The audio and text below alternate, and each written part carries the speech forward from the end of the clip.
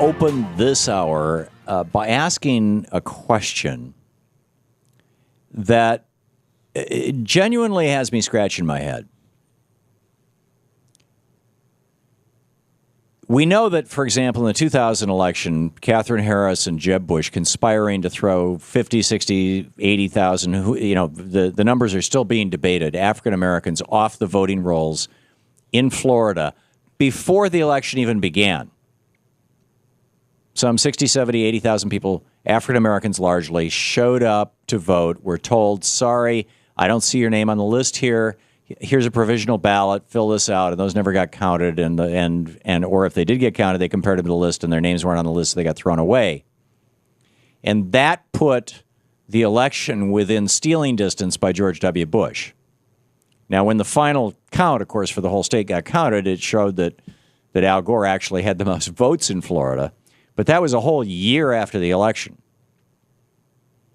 And the Supreme Court, in stopping the statewide recount that had been ordered by the Florida Supreme Court and ignoring the 10th Amendment, states' rights, all that other stuff,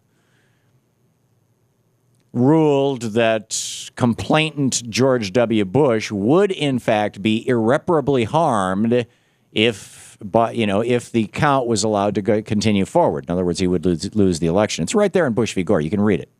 This is not rocket science. So, basically what they did was they got the vote within the margin of error so that they could steal the election. Well, right now, increasingly, the polls are showing there's no margin of error.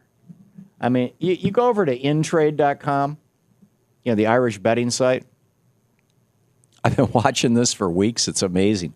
Right now, this very moment, as we speak, 75.8% chance Obama's going to win, 24.5% chance Romney's going to win. Now, that's professional bettors all over the world. They're looking at the numbers. And they're looking at numbers like you can see over at the New York Times today. They've got an interactive graphic. And this is all the swing states, including Colorado, Florida, Ohio, Pennsylvania, Virginia, Wisconsin. In Florida, Obama is up 53 to 44. In Ohio, he's up 53 to 43 over Romney. In Pennsylvania, he's beating Romney 54 to 42. That's a 12-point swing in Pennsylvania. In Wisconsin, 51 to 45. That's Paul Ryan's home state. I mean, there's doubts that Paul Ryan's going to hang on to his own seat, although he has spent 10 times more than his Democratic challenger. In Colorado, Obama 48, Romney 47.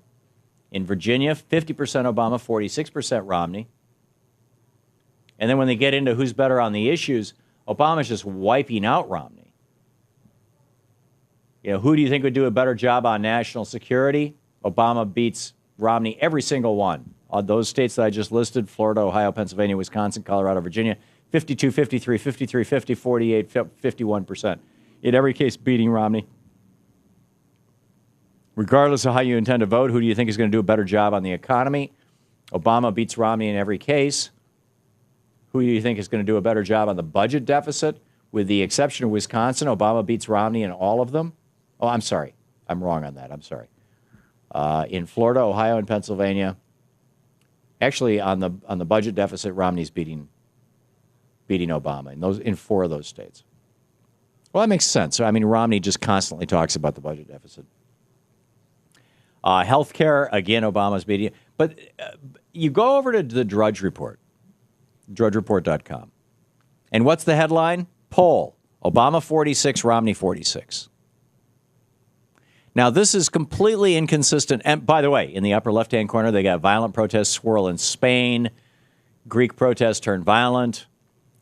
Apparently, they haven't put the 2 and 2 together that in Spain and Greece, they're doing what Mitt Romney and Paul Ryan want to do to America. They're doing austerity, and it's not working, and people are out. But setting that aside, why is it that the right-wing websites, the hard right websites, the ones that carry the water for the Republican Party and for the hard right wingers, the ones that are always enthusiastic about a new war and all that kind of, why is it that they're all saying that this race is a dead heat, when in fact nobody in their right mind is saying it's a dead heat? Could it be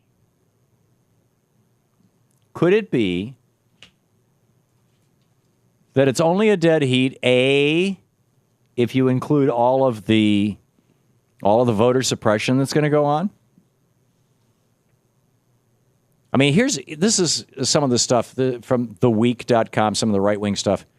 GOP skeptics say Romney is doing better than surveys suggest. People conducting polls are interviewing too many Democrats. These are the their talking points. Pollsters are choosing their sample size based on the assumption that 2012 will be similar to 2008. In other words, now this is a real cruncher one. Dick Morris is talking about this.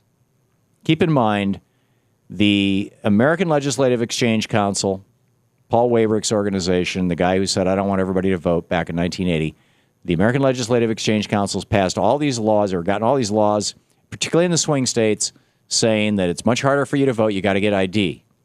And who are the people who don't have ID? Elderly people. They're no longer driving, they can't get out, they don't have ID, current ID. Expired ID doesn't work, by the way, which doesn't make any sense to me. Hey, I'm still me, right? This is my passport. It expired last week, but I'm still me. No, it doesn't count. Okay. So anyhow, they don't have current ID. Elderly people. Students 18 to 24. 25% of them don't have driver's licenses, current ID. African Americans, 24% of them nationwide. Latinos, 23% nationwide. So basically, elderly people, students, African Americans, and urban dwellers, but largely African Americans, and Hispanics don't have. So these are the people who turned out in big numbers for Obama in 2008. And here's Dick Morris saying they're not going to turn out in big numbers this time. And I have to ask myself, why? And the only answer I can come up with is these voter suppression ID laws. Here's Dick Morris on Fox News. Well, I don't think the numbers are accurate. I think that there is a fundamental error going on in the polling this year by the media organizations, not by Scott Rasmussen. These pollsters are using the 2008 turnout model that was a totally unique turnout. Huge African American, huge Latino, huge college students, relatively fewer elderly. And that model happened for 1 year only, 2008. It didn't happen in 10, it didn't happen in 4, it didn't happen in 00. And they're wrong for applying it.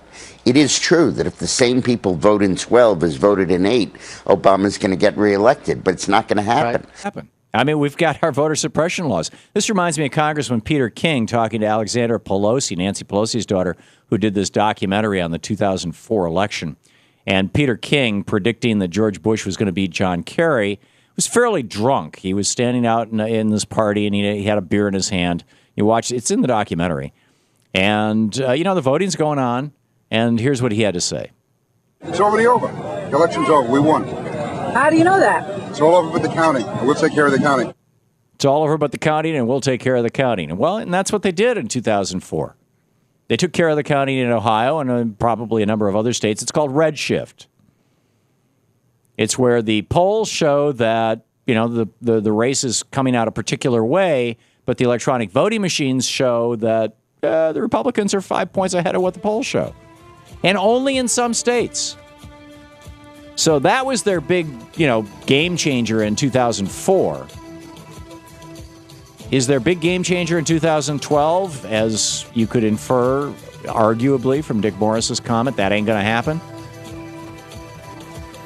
That they're going to keep those groups of people that Dick Morris named from voting? This is the Thom Hartmann Program. And is that why all this right-wing media is talking about, hey, they're measuring the wrong people. They shouldn't be counting those people? Well, because why? Because we're going to keep them from voting.